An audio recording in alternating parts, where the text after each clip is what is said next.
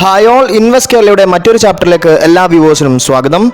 ഇന്ന് ഞങ്ങൾ ഇവിടെ ഡിസ്കസ് ചെയ്യാൻ പോകുന്ന കമ്പനി BHEL ആണ്, ഭാരത് ഹെവി ഇലക്ട്രിക്കൽസ് ലിമിറ്റഡ്. പല ഇൻവെസ്റ്റേഴ്സും ഈ കമ്പനിയെക്കുറിച്ച് വീഡിയോ ചെയ്യണമെന്ന് ഞങ്ങളോട് ആവശ്യപ്പെട്ടിരുന്നു. അതുകൊണ്ട് തന്നെ ഈ കമ്പനിയെക്കുറിച്ച് ഇന്ന് നമുക്ക് പഠിക്കാം. വീഡിയോ മുഴുവനായും കണ്ട് ഇഷ്ടപ്പെട്ടാൽ തീർച്ചയായും ലൈക്ക് ചെയ്യാൻ മറക്കരുത്. അതുപോലെ നിങ്ങളുടെ ചാനൽ ഇതുവരെ സബ്സ്ക്രൈബ് ചെയ്തിട്ടില്ലെങ്കിൽ ഇപ്പോൾ തന്നെ സബ്സ്ക്രൈബ് ചെയ്യുക, ബെൽ ഐക്കൺ എനേബിൾ ചെയ്യുക.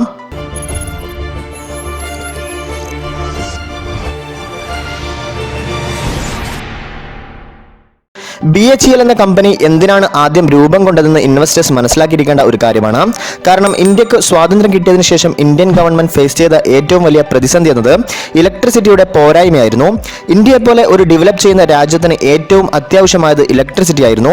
അപ്പോൾ ഈ ഇലക്ട്രിസിറ്റി പ്രൊഡ്യൂസ് ചെയ്യാൻ വേണ്ടി ലാർജ് ക്വാണ്ടിറ്റി ഓഫ് എക്യുപ്മെന്റ്സ് ആവശ്യമാണ്. ഈ എക്യുപ്മെന്റ്സ് മാനുഫാക്ചർ ചെയ്യാൻ വേണ്ടി ഇന്ത്യയിൽ ഒരു സ്ഥാപനം ഉണ്ടായിരുന്നില്ല. അതുപോലെ ആ കാലഘട്ടത്തിൽ പ്രൈവറ്റ് സെക്ടറിലുള്ള കമ്പനികൾക്ക് ഇങ്ങനെയുള്ള വലിയ കോസ്റ്റ്ലി എക്യുപ്മെന്റ്സ് മാനുഫാക്ചർ ചെയ്യാനുള്ള കപ്പാസിറ്റി ഉണ്ടായിരുന്നില്ല. ആ സമയത്താണ് ഗവൺമെന്റ് ഓഫ് ഇന്ത്യ ഒരു തീരുമാനമെടുത്തത്. ഇങ്ങനെയുള്ള ഹെവി എക്യുപ്മെന്റ് ഇന്ത്യയിൽ നിർമ്മിക്കാൻ പറ്റിയ ഒരു കമ്പനി ഗവൺമെന്റ് സെക്ടറിൽ വരണമെന്ന്. ആ തീരുമാനത്തിന്റെ ഫലമായാണ് 17 November 1955 Indian government electrical industry establish ചെയ്യാൻ വേണ്ടി തീരുമാനിച്ചത്. അതിനുവേണ്ടി UK-യിലുള്ള ഒരു കമ്പനിയുമായി ഇന്ത്യൻ ഗവൺമെന്റ് അസോസിയേറ്റ് ചെയ്തു. അങ്ങനെ ആദ്യം അവർ മാനുഫാക്ചറിംഗ് യൂണിറ്റ് തുടങ്ങിയത് ഭോപ്പാലിലായിരുന്നു. അത് ഹെവി ഇലക്ട്രിക്കൽ എക്യുപ്മെന്റ് നിർമ്മിക്കുന്ന ഇന്ത്യയിലെ ആദ്യത്തെ ഫാക്ടറി ആയിരുന്നു. പക്ഷേ ഗവൺമെന്റിന്റെ മുന്നിലുണ്ടായിരുന്ന മറ്റൊരു പ്രതിസന്ധി എന്നത് ആ ഒരു ഫാക്ടറിയിൽ നിന്ന് മാത്രം നിർമ്മിക്കുന്ന പ്രോഡക്റ്റുകൾ ഇന്ത്യക്ക് മതിയാകുമായിരുന്നില്ല. കാരണം ഇന്ത്യയുടെ ഇലക്ട്രിക്കൽ ഡിമാൻഡ് അത്രയും അധികമായിരുന്നു. അതുകൊണ്ട് തന്നെ ഗവൺമെന്റ് പുതിയ പ്ലാന്റുകളും പുതിയ ഫാക്ടറികളും നിർമ്മിക്കാൻ തീരുമാനിച്ചു. അങ്ങനെ പുതിയ 3 ഫാക്ടറികൾ ഗവൺമെന്റ് നിർമ്മിച്ചു. തിരുച്ചിറപ്പള്ളിയിൽ ഹൈ പ്രഷർ ബോയിലറും, ഹൈദരാബാദിൽ ഒരു സ്റ്റീം ടർബൈൻ ഫാക്ടറിയും, ഹരിദ്വാറിൽ USSRന്റെ കൊളാബറേഷനിലൂടെ മറ്റൊരു ഫാക്ടറിയും നിർമ്മിച്ചു.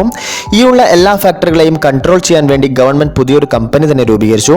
ആ കമ്പനിയുടെ പേരായിരുന്നു BHEL. 1964 അത് രൂപീകരിച്ചത്. ഇന്ന് BHELന്റെ കീഴിൽ ഏകദേശം 15ഓളം ബിസിനസ് ഓഫീസുകളും 16ഓളം മാനുഫാക്ചറിംഗ് ഫാക്ടറികളും പ്രവർത്തിക്കുന്നുണ്ട്. അതുപോലെ ഈ കമ്പനിയുടെ പ്രോഡക്റ്റുകൾ ഇന്ന് ഏകദേശം 83 രാജ്യങ്ങളിൽ ഉപയോഗിക്കുന്നുണ്ട്. അതായത് 6 കോണ്ടിനെന്റുകളിലും ഇവർക്ക് മാർക്കറ്റ് ഉണ്ട്. ഇനി BHELന്റെ മെയിൻ ബിസിനസ് സെഗ്മെന്റ് ഏതൊക്കെയാണെന്ന് നമുക്ക് നോക്കാം. Power, industry, transportation, renewable energy, transmission, defence and aerospace, energy storage, അതുപോലെ ഓയിൽ ആൻഡ് ഗ്യാസ് തുടങ്ങിയ സെക്ടറുകളിലാണ് ഇവർ പ്രോഡക്റ്റുകൾ നിർമ്മിക്കുന്നതും നൽകുന്നതും. ഇനി ഓരോ സെക്ടറുകളിലെയും ഇവരുടെ പ്രോഡക്റ്റുകൾ ഏതൊക്കെയാണെന്ന് നോക്കാം. ഓരോ സെക്ടറിൽ നിന്നും പ്രൊവൈഡ് ചെയ്യുന്ന പ്രോഡക്റ്റുകൾ എന്താണെന്നത് ഇവിടെ കാണിച്ചിരിക്കുന്ന ചാർട്ടുകളിൽ നിന്ന് നിങ്ങൾക്ക് മനസ്സിലാകും. പവർ സെക്ടറിൽ ഇവർ പ്രൊവൈഡ് ചെയ്യുന്ന പ്രോഡക്റ്റുകൾ ഏതൊക്കെയാണെന്ന് ഇവിടെ തന്നിരിക്കുന്നു. അടുത്തത് ട്രാൻസ്മിഷൻ സെക്ടറാണ്. ഈ സെഗ്മെന്റിൽ ഇവർ നൽകുന്ന പ്രോഡക്റ്റുകൾ നിങ്ങൾക്ക് ഇവിടെ കാണാം. അതുപോലെ ട്രാൻസ്പോർട്ടേഷൻ ഫീൽഡിൽ ഏതൊക്കെ പ്രോഡക്ട്സ് ആണ് ഇവർക്ക് ഉള്ളതെന്ന് ഈ ചാർട്ടിൽ തന്നിരിക്കുന്നു. ബാക്കിയുള്ള സെഗ്മെന്റുകൾ പ്രൊവൈഡ് ചെയ്യുന്ന പ്രോഡക്റ്റുകൾ ഏതൊക്കെയാണെന്ന് ഓരോ ചാർട്ടിൽ നിന്നും ഇൻവെസ്റ്റേഴ്സിന് മനസ്സിലാക്കാൻ കഴിയുന്നതാണ്.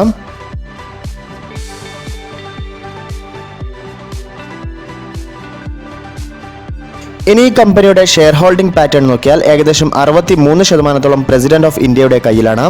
അതുകൊണ്ടാണ് ഇതൊരു ഗവൺമെന്റ് കൺട്രോൾഡ് കമ്പനിയായി കൺസിഡർ ചെയ്യുന്നത്. ഇനി തന്നിരിക്കുന്ന ഗ്രാഫിൽ നിന്ന് ഇവരുടെ ഇന്ത്യയിലുള്ള ടോട്ടൽ ഇൻസ്റ്റാൾഡ് കപ്പാസിറ്റിയിൽ ഇവരുടെ പെർസെന്റേജ് ഓഫ് ഷെയർസ് എത്രയാണെന്ന് കാണാൻ കഴിയും. അത് ഏകദേശം 53%. അതുപോലെ പവർ ജനറേഷൻ മേഖലയിൽ ഇവരുടെ ഷെയർസ് എത്രയാണെന്ന് ഈ ഗ്രാഫിൽ നിന്ന് നിങ്ങൾക്ക് വ്യക്തമായി മനസ്സിലാകും. ഇവിടെ തന്നിരിക്കുന്ന ഡാറ്റയിൽ നിന്ന് BHELന്റെ അണ്ടറിൽ വരുന്ന സബ്സിഡറികളെയും ജോയിന്റ് വെഞ്ചറുകളെക്കുറിച്ചും ഇൻവെസ്റ്റേഴ്സിന് ഒരു ഐഡിയ ലഭിക്കും. അതുപോലെ ഈ ചാർട്ടിൽ നിന്ന് ഈ കമ്പനിയുടെ ഇതുവരെയുള്ള ജേണി മനസ്സിലാക്കാൻ കഴിയും. കൂടാതെ ഈ കമ്പനിയെ എഫക്റ്റ് ചെയ്ത ഡിഫറെന്റ് ഫാക്ടേഴ്സിനെ കുറിച്ചും മനസ്സിലാക്കാൻ സാധിക്കും. അതെങ്ങനെയാണ് ഇവരുടെ റവന്യൂവിനെ ബാധിച്ചതെന്നും ഇവിടെ നിന്ന് വ്യക്തമാകുന്നതാണ്. ഇനി അടുത്തത് ശ്രദ്ധിക്കേണ്ടത് ഇവരുടെ ഓർഡർ ബുക്കിംഗ് ആണ്. ഈ തന്നിരിക്കുന്ന ഡാറ്റയിൽ നിന്ന് ഇവരുടെ R&D സ്പെൻഡിംഗ് മനസ്സിലാക്കാൻ കഴിയും. ഇയർ ഓൺ ബേസിൽ അത് എങ്ങനെ വർദ്ധിച്ചുവെന്നും അതിന്റെ പെർഫോമൻസ് എത്രത്തോളമാണെന്നും അതുപോലെ തന്നെ അത് ഇവരുടെ ടേൺ ഓവറിനെ എങ്ങനെ ബാധിച്ചുവെന്നും ഇവിടെ നിന്നും ഇൻവെസ്റ്റേഴ്സിന് മനസ്സിലാക്കാൻ സാധിക്കും.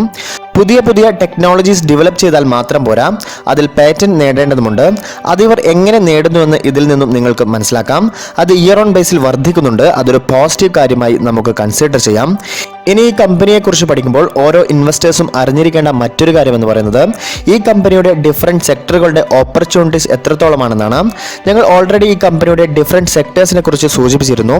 ഇനി ഓരോ സെക്ടേഴ്സിന്റെയും ഓപ്പർച്യൂണിറ്റീസ് എത്രത്തോളമാണെന്ന് നമുക്ക് മനസ്സിലാക്കാം. ആദ്യമായി ട്രാൻസ്പോർട്ടേഷൻ സെക്ടറാണ്. ഈ സെക്ടറിൽ ഇവരുടെ പ്രോഡക്റ്റ് മെയിനായി ഉപയോഗിക്കുന്നത് ഇന്ത്യൻ റെയിൽവേ ആണ്. അതിനെക്കുറിച്ച് നോക്കാം. ഇന്ത്യൻ റെയിൽവേയുടെ ഒരു പദ്ധതി എന്ന് പറയുന്നത് 2022 ഇന്ത്യയുടെ എല്ലാ റൂട്ടുകളും ഇലക്ട്രിഫിക്കേഷൻ ചെയ്യുകയാണ്. അതിനുവേണ്ടിയുള്ള പ്രോഡക്റ്റുകൾക്ക് വേണ്ടി റെയിൽവേ ഡിപ്പെൻഡ് ചെയ്യുന്നത് ഈ കമ്പനിയാണ്. അത് ഇവർക്ക് പോസിറ്റീവായി മാറിയേക്കാം. അതുപോലെ ഇന്ത്യൻ റെയിൽവേയുടെ കൈവശം ഏകദേശം 5000-ഓളം ഡീസൽ ലോക്കോമോട്ടീവ്സ് ഉണ്ട്. അത് ഇന്ത്യൻ റെയിൽവേ ഇലക്ട്രിക്കലായി കൺവേർട്ട് ചെയ്യാനുള്ള പദ്ധതിയുണ്ട്. അതിനുവേണ്ടിയും റെയിൽവേ ഡിപ്പെൻഡ് ചെയ്യുന്നത് BHEL ആയിരിക്കാം. അതുപോലെ ഓരോ ഇൻവെസ്റ്റേഴ്സും അറിഞ്ഞിരിക്കേണ്ടത് ഇന്ത്യയിലുടനീളം പുതിയ റെയിൽപാതകളും മോണോ റെയിൽ പദ്ധതികളും മെട്രോകളും സ്ഥാപിക്കാനുള്ള ഒരു തീരുമാനങ്ങൾ വന്നുകൊണ്ടിരിക്കുകയാണ്. അതായത് ട്രാൻസ്പോർട്ടേഷൻ മേഖലയിൽ കൂടുതൽ ഡെവലപ്മെന്റ്സ് നടത്താൻ വേണ്ടിയാണ് സർക്കാർ തീരുമാനം. അങ്ങനെ വരുമ്പോൾ അത് ഈ കമ്പനിയെ പോസിറ്റീവായി എഫക്റ്റ് ചെയ്തേക്കാം. പക്ഷേ ഇൻവെസ്റ്റേഴ്സ് മനസ്സിലാക്കേണ്ടത് ഈ COVID-19 കാരണമുള്ള എഫക്റ്റ് ഗവൺമെന്റിന്റെ സ്പെൻഡിങ്ങിനെ എങ്ങനെ ബാധിക്കുമെന്ന് വാച്ച് ചെയ്യേണ്ടതാണ്. ഗവൺമെന്റിന്റെ സ്പെൻഡിംഗ് കപ്പാസിറ്റിയെ എത്രത്തോളം എഫക്റ്റ് ചെയ്തുവെന്ന് വരുന്ന മാസങ്ങളിൽ മാത്രമേ മനസ്സിലാക്കാൻ കഴിയൂ. അപ്പോൾ ആ ഫാക്ടേഴ്സും ഇവരുടെ ഓരോ സെഗ്മെന്റിലും എങ്ങനെ എഫക്റ്റ് ചെയ്തുവെന്ന് ഇൻവെസ്റ്റേഴ്സ് ശ്രദ്ധിക്കേണ്ട ഒരു കാര്യമാണ്. ട്രാൻസ്പോർട്ടേഷൻ സെക്ടറിൽ ഇവരുടെ പ്രോഡക്റ്റുകൾ ഏതൊക്കെയാണെന്ന് ഇവിടെ നിന്നും നിങ്ങൾക്ക് മനസ്സിലാക്കാൻ കഴിയും. അടുത്തത് ട്രാൻസ്മിഷൻ സെക്ടറാണ്. ട്രാൻസ്മിഷൻ സെക്ടറിലെ ഇവരുടെ പോസിറ്റീവ് എന്ന് പറയുന്നത് ഇന്ത്യൻ ഗവൺമെന്റിന്റെ തീരുമാനം തന്നെയാണ്. 2022 ഇന്ത്യയുടെ സബ്സ്റ്റേഷൻ കപ്പാസിറ്റി ഏകദേശം 2,92,000 MVA ആക്കാനാണ് ഗവൺമെന്റ് പ്ലാൻ ചെയ്യുന്നത്. അതുപോലെ ബൾക്ക് ട്രാൻസ്മിഷന് വേണ്ടിയുള്ള കാര്യങ്ങളും നടത്തുന്നുണ്ട്. അതായത് പവർ ഡിസ്ട്രിബ്യൂഷൻ കൂടുതൽ സ്ട്രെങ്തൻ ചെയ്യാനുള്ള തീരുമാനമെടുത്തിരുന്നു. അങ്ങനെ വരുമ്പോൾ അതും ഈ കമ്പനിയെ പോസിറ്റീവായി എഫക്റ്റ് ചെയ്യാനാണ് ചാൻസ്. കാരണം വലിയ ഓപ്പർച്യൂണിറ്റീസ് ഈ കമ്പനിക്ക് ലഭിക്കും. ഈ സെക്ടർ ഓഫർ ചെയ്യുന്ന പ്രോഡക്റ്റുകളെയും സർവീസുകളെയും കുറിച്ച് ഇവിടെ തന്നിരിക്കുന്ന ഡാറ്റയിൽ നിന്നും നിങ്ങൾക്ക് മനസ്സിലാക്കാം. അടുത്തത് റിന്യൂവബിൾ എനർജിയാണ്. റിന്യൂവബിൾ എനർജി സെക്ടറിൽ സോളാർ എനർജിയിൽ വലിയൊരു കോൺട്രിബ്യൂഷൻ നൽകുന്ന ഒരു കമ്പനിയാണ് BHEL. അതുപോലെ ഇന്ത്യൻ ഗവൺമെന്റ് പദ്ധതി പ്രകാരം ഏകദേശം 100 GW കപ്പാസിറ്റി ഓഫ് സോളാർ എനർജിയാണ് 2022 ഇന്ത്യയിൽ സൃഷ്ടിക്കാൻ ശ്രമിക്കുന്നത്. ഇപ്പോൾ ഓൾറെഡി 28 GW ഇൻസ്റ്റാൾ ചെയ്തു കഴിഞ്ഞു. ബാക്കിയുള്ള ഇൻസ്റ്റാളേഷൻ നടത്താനുണ്ട്. ആ സാഹചര്യങ്ങളിൽ ഈ കമ്പനിക്ക് വലിയൊരു കോൺട്രിബ്യൂഷൻ ചെയ്യാൻ സാധിക്കും. ഈ സെക്ടറിൽ ഇവർ ഓഫർ ചെയ്യുന്ന പ്രോഡക്റ്റുകളെ കുറിച്ച് ഇവിടെ സ്ക്രീനിൽ തന്നിരിക്കുന്നു. അടുത്തത് വാട്ടർ ബിസിനസ് ആണ്. ഈ സെക്ടറിലും ഇവർക്ക് വലിയൊരു ഓപ്പർച്യൂണിറ്റീസ് തന്നെയുണ്ട്. കാരണം വാട്ടർ പൊല്യൂഷൻസ് കുറയ്ക്കാൻ വേണ്ടി ഗവൺമെന്റും പല ഓർഗനൈസേഷൻസും പുതിയ ചുവടുവയ്പ്പുകൾ നടത്തുന്നുണ്ട്. ആ സാഹചര്യങ്ങളിൽ ഇവർക്ക് വലിയ കോൺട്രിബ്യൂഷൻസ് തന്നെ നൽകാൻ കഴിയും. ഈ സെഗ്മെന്റിൽ ഇവർ പ്രൊവൈഡ് ചെയ്യുന്ന സർവീസസുകളെ കുറിച്ച് ഇവിടെ മെൻഷൻ ചെയ്തിട്ടുണ്ട്. മറ്റൊരു സെക്ടർ എന്ന് പറയുന്നത് ഡിഫൻസ് ആൻഡ് എയറോസ്പേസ് സെക്ടറാണ്. നമുക്കറിയാം നിലവിൽ ഗവൺമെന്റ് തീരുമാനപ്രകാരം ഏകദേശം 70% ഡിഫൻസ് ആൻഡ് എയറോസ്പേസ് പ്രോഡക്റ്റുകൾ ഇന്ത്യയിൽ തന്നെ നിർമ്മിക്കാനാണ് ഗവൺമെന്റ് ശ്രമിക്കുന്നത്. ഇപ്പോൾ ഏകദേശം 30% മാത്രമേ ഇവിടെ നിർമ്മിക്കുന്നുള്ളൂ. അതുപോലെ വെപ്പൺ ഇമ്പോർട്ട് കുറച്ചു കൊണ്ടുവരാനും ഗവൺമെന്റ് ശ്രമങ്ങൾ ആരംഭിച്ചു കഴിഞ്ഞു. ആ സാഹചര്യങ്ങളിലും ഇവർക്ക് വലിയ നേട്ടം ഉണ്ടാക്കാൻ സാധിക്കും. ഈ സെക്ടറിൽ BHEL ഓഫർ ചെയ്യുന്ന പ്രോഡക്റ്റുകൾ ഏതൊക്കെയാണെന്ന് ഇവിടെ നിന്നും നിങ്ങൾക്ക് മനസ്സിലാക്കാൻ കഴിയും. ഇനി മറ്റൊരു ഇമ്പോർട്ടൻറ്റ് സെക്ടറാണ് എനർജി സ്റ്റോറേജ് സൊല്യൂഷൻസ്. അതായത് നമ്മുടെ രാജ്യവും ലോകത്തുള്ള പല പ്രമുഖ രാജ്യങ്ങളും ഇലക്ട്രിഫിക്കേഷനിലേക്ക് മാറുകയാണ്. മോട്ടോർ വെഹിക്കിൾസ് ഇലക്ട്രിക് ടെക്നോളജി വഴി പ്രവർത്തിപ്പിക്കുന്ന ഒരു സംവിധാനത്തിലേക്ക് മാറുകയാണ്. ആ ഒരു സംവിധാനത്തിലേക്ക് മാറുമ്പോൾ ഈ കമ്പനിക്ക് വലിയ കോൺട്രിബ്യൂഷൻസ് ചെയ്യാൻ കഴിയും. ഈ സെക്ടറിലേക്ക് ഇവർ പല പ്രോഡക്റ്റുകളും ഓഫർ ചെയ്യുന്നുണ്ട്. അത് നിങ്ങൾക്ക് ഇവിടെ കാണാം. അടുത്തത് ക്യാപ്റ്റീവ് പവർ പ്ലാന്റ് ആണ്. ഇന്ത്യയിൽ പല മേഖലകളിലും ക്യാപ്റ്റീവ് പവർ പ്ലാന്റുകൾ അപ്ഗ്രേഡ് ചെയ്യാൻ ആലോചനയുണ്ട്. കൂടുതൽ എഫിഷ്യൻസി നേടാൻ വേണ്ടിയാണത്. ആ സാഹചര്യങ്ങളിലും ഈ കമ്പനിക്ക് അതൊരു ബെനിഫിറ്റ് ആയിരിക്കും. കാരണം ഈ കമ്പനി അവർക്ക് ആവശ്യമായ പ്രോഡക്റ്റുകൾ ഓഫർ ചെയ്യുന്നുണ്ട്. ഈ സെഗ്മെന്റിൽ ഓഫർ ചെയ്യുന്ന പ്രോഡക്ട്സ് ഇവിടെ തന്നിട്ടുണ്ട്. ഇനി അടുത്തത് ഇൻഡസ്ട്രിയൽ പ്രോഡക്ട്സ് ആയ ഓയിൽ ആൻഡ് ഗ്യാസ് അതുപോലെ ഇലക്ട്രിക്കൽ മെഷീൻസ് ആണ്. ഇവിടെ ഓരോ ഇൻവെസ്റ്റേഴ്സും അറിഞ്ഞിരിക്കേണ്ടത് ഗവൺമെന്റ് $2.86 ബില്യൺ അപ്സ്ട്രീം ഓയിൽ അതുപോലെ ഗ്യാസ് പ്രൊഡക്ഷനിൽ ഇൻവെസ്റ്റ് ചെയ്യാൻ ആഗ്രഹിക്കുന്നുണ്ട്. അതായത് നാച്ചുറൽ ഗ്യാസ് പ്രൊഡക്ഷൻ ഡബിളാക്കാൻ ശ്രമിക്കുന്നുണ്ട്. അങ്ങനെ വരുമ്പോൾ ഈ കമ്പനിക്ക് അത് വലിയ ഓപ്പർച്യൂണിറ്റീസ് നൽകും. ഈ മേഖലയിൽ ഓഫർ ചെയ്യുന്ന സർവീസുകൾ ഈ തന്നിരിക്കുന്നതിൽ നിന്നും നിങ്ങൾക്ക് മനസ്സിലാക്കാം. ഈ കമ്പനിയെ സംബന്ധിച്ചിടത്തോളം വലിയ ഓപ്പർച്യൂണിറ്റികൾ തന്നെ ഭാവിയിലുണ്ട്. പക്ഷേ ഓരോ ഇൻവെസ്റ്റേഴ്സും മനസ്സിലാക്കേണ്ടത് ഈ കമ്പനി ആ ഓപ്പർച്യൂണിറ്റീസ് എങ്ങനെയാണ് യൂട്ടിലൈസ് ചെയ്യാൻ പോകുന്നതെന്നാണ്. ഈ കമ്പനിയുടെ പാസ്റ്റ് പെർഫോമൻസ് അത്ര നല്ലതല്ലായിരുന്നു. കാരണം ഇവർക്ക് പല ഓപ്പർച്യൂണിറ്റികളെയും അത്ര നല്ല രീതിയിൽ യൂട്ടിലൈസ് ചെയ്യാൻ സാധിച്ചിരുന്നില്ല. ഇനി ഗവൺമെന്റ് പുതിയ എന്തൊക്കെ ഇനീഷ്യേറ്റീവ്സ് ആണ് എടുക്കുന്നതെന്ന് ഓരോ ഇൻവെസ്റ്റേഴ്സും ശ്രദ്ധയോടെ വാച്ച് ചെയ്യേണ്ടതാണ്. ഇനി ഈ കമ്പനിയുടെ ഫൈനാൻഷ്യൽ ഡാറ്റ ഓരോന്നായി നമുക്ക് ചെക്ക് ചെയ്യാം. ആദ്യമായി മാർക്കറ്റ് ക്യാപ്പാണ്. ഏകദേശം 12,000 കോടിയോളമാണ് ഇവരുടെ മാർക്കറ്റ് ക്യാപ്പ് എന്ന് പറയുന്നത്. നമ്പർ ഓഫ് ഷെയർസ് ഏകദേശം 348 കോടി ഷെയർസ് ആണ്. ഡിവിഡൻഡ് യാൽഡ് എന്ന് പറയുന്നത് 5.6% ആണ്. ബുക്ക് വാല്യൂ 83.80 റുപ്പീസ് ആണ്. ക്യാഷ് ഓൺ ഹാൻഡ് എന്നത് 7500 കോടിയോളമാണ്. ഡെബിറ്റ് എന്ന് പറയുന്നത് 2611 കോടി രൂപയാണ്. പ്രൊമോട്ടർ ഹോൾഡിംഗ് 63.17% ആണ്. യൂഷ്വലി ഗവൺമെന്റ് കൺട്രോൾഡ് കമ്പനികൾക്ക് ഹൈ പ്രൊമോട്ടർ ഹോൾഡിംഗ് ഉണ്ടാവും. EPS -4.23 ആണ്. അതൊരു കൺസേൺ തന്നെയാണ്. ഏർണിംഗ് പെർ ഷെയർസ് കുറവാണ്. ക്വിക്ക് റേഷ്യോ എന്ന് പറയുന്നത് 1.28 ആണ്. അതുപോലെ ഇൻട്രസ്റ്റ് കവറേജ് റേഷ്യോ 6.46 ആണ്. അത് രണ്ടും നല്ലൊരു നമ്പർ ആയിട്ട് തന്നെ നമുക്ക് കൺസിഡർ ചെയ്യാം. ക്വിക്ക് റേഷ്യോ ഏകദേശം 0.86ന് മുകളിലുണ്ടെങ്കിൽ അതൊരു നല്ല ഡാറ്റയാണ് യൂഷ്വലി കൺസിഡർ ചെയ്യുന്നത്. അതുപോലെ ഇൻട്രസ്റ്റ് കവറേജ് റേഷ്യോ 3യുടെ മുകളിലുണ്ടെങ്കിൽ നല്ലൊരു നമ്പറായി തന്നെ നമുക്ക് കൺസിഡർ ചെയ്യാം. ഇനി അടുത്തതായി ശ്രദ്ധിക്കേണ്ടത് സെയിൽസ് ഗ്രോത്ത് ആണ്. ഫോർ 5 years സെയിൽസ് ഗ്രോത്ത് എന്ന് പറയുന്നത് -4.81% ആണ്. അത് വളരെ നെഗറ്റീവ് ആയിട്ടുള്ള ഒരു സംഖ്യ തന്നെയാണ്. 3 years 6%ഉം 1 yearൽ അത് 5.33%ഉമാണ്. ഇനി പ്രോഫിറ്റ് ഗ്രോത്ത് നോക്കിയാലും 5 yearsൽ നെഗറ്റീവ് ആണ്. 3 yearsൽ 54.85ഉം 1 yearൽ അത് 15.68ഉമാണ്. ROE ഫോർ 5 years 1.98ഉം 3 year 2.61ഉം അതുപോലെ 1 yearൽ 3.8%ഉമാണ്. അതും വളരെ ലോ ആയിട്ടുള്ള ഒരു സംഖ്യയായി നമുക്ക് കൺസിഡർ ചെയ്യാം.